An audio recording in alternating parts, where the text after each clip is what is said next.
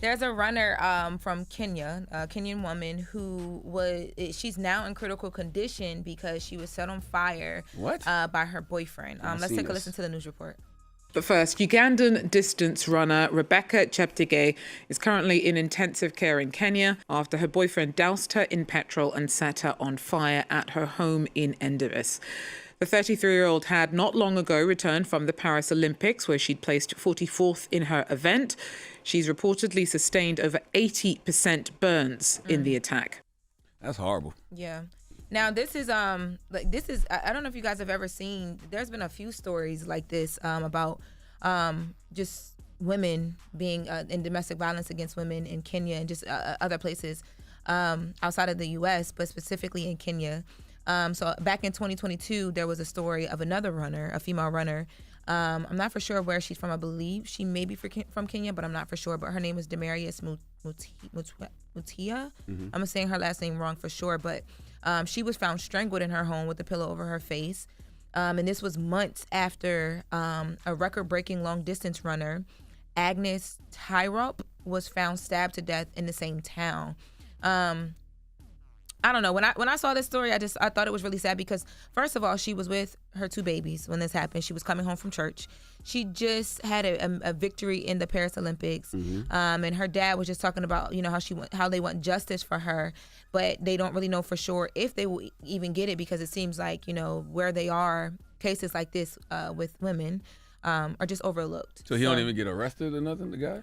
So I don't have an update on that as of now. The article that I read didn't specifically talk about that, but I mean they know exactly who it was. She was rescued by a neighbor who saw the 2 of them arguing outside of her home. So there has to be something with him. I can look more into that and see kind of what that was, but I didn't see that in the article that I read. We're definitely sending that young lady healing energy. 100%. Lord have mercy. Absolutely. Yeah, sorry to bring the energy down in the room, but no, you're not.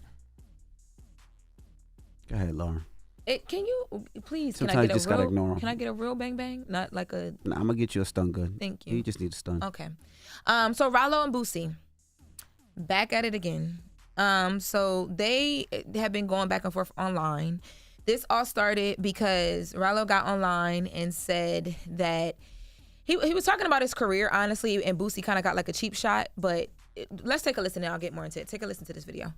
I'm focused on signing artists and being a CEO of a label. Like, I'm gonna get old one day. I ain't trying to be on stage like Boosie rapping when he 40, 50 years old. I ain't trying to be doing that. I want to pull up like Birdman with my artists, or pull up like QCP with my artists, or the other side.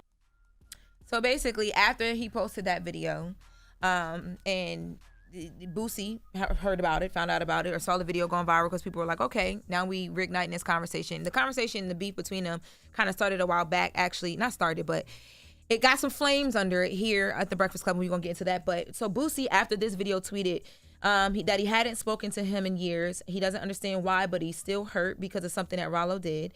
Boosie said that he's actually grateful to be making $150,000 a weekend selling out shows, because Ralo doesn't have a rap career and will never have one. You're right. You should be a CEO because the only thing you can't do is make music. God didn't give you that gift or talent. # leave hip hop alone. He also talked about he's the same person that did a verse for Ralo when Ralo was locked up, and they had offered I guess they offered Boosie $10K to do the verse, and Boosie said no, I'm good. I'm gonna just do it off the strength because I want to help him. When he comes home, get back on his feet, like that type of thing. And now here they are. Now Ralo # leave hip hop alone is crazy.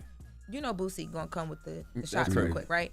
So now Ralo came back online and he responded to Boosie's tweet and he said, "I love you, Auntie." And then he put up in the caption of this post, he said, "Auntie Boo Boo, I love you, and maybe we can sit and drink us some Colts 45s and talk. But you got on the internet telling the world I got your number, and I don't. I've been in prison for 6 years. You ran to the Breakfast Club before me and called me a rat in front of the whole world like it's against the street code to pay the bros to take a charge. You need to pay that security to take that gun charge for you like I tried to tell you, or maybe that's a snitch move, huh? I'm not dissing you. I'm just loving you publicly. Us nephews get like that when we miss our favorite aunts and uncles. So what we gonna do? We gonna have the sit down, or we just gonna eventually go to war? I'll put up wherever with all my paperwork.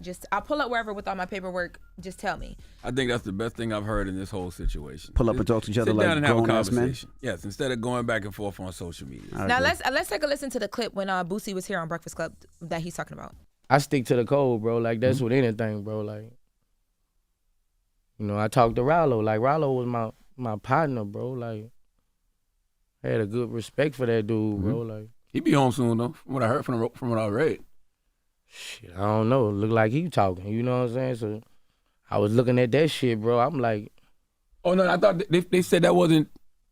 They said that wasn't true. I don't know. Yeah. I don't know. I just, from the situation, like I told him, bro, I fuck with you, but I can't fuck with you. Mm-hmm. Oh, you spoke to him and told him that? Yeah, I texted him. Damn. DM'd him. And what'd he say? He said I'm looking at it the wrong way and, you know, shit like that, because that hurt me with Ralo, because, you know, I fuck with dude, bro. I told him, man, I don't know who you think you talking to, bro. But I feel like I done lost another partner. You know what's crazy about situations like that is I don't even remember Boosie saying any of that. But imagine being Ralo. You're not going to forget it.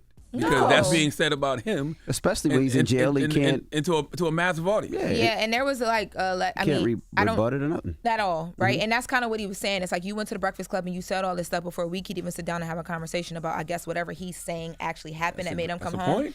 But there were reports that there was paperwork and alleged like phone call or like a recorded call or something like that that had sparked rumors of Ralo working with the police. So to add fuel to that fire, by basically saying that's what Boosie did was add fuel to that fire by coming up here and saying that, he felt away. Yeah, because before you have that conversation with 8 million monthly listeners, before you have that conversation with 15 to 20 million downloads a month, you know, you should have that with the person. Talk that talk. Can we have the conversation about why you stopped going to your therapist? Because you in here gaslighting me I do today. go to my therapist. All right. Do you? That was Jess with the Mess with Lauren LaRosa. I Up bring next, myself joy. we got the People's Choice Mix.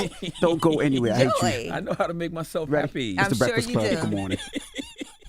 Wake that ass up Early in the morning. The Breakfast Club.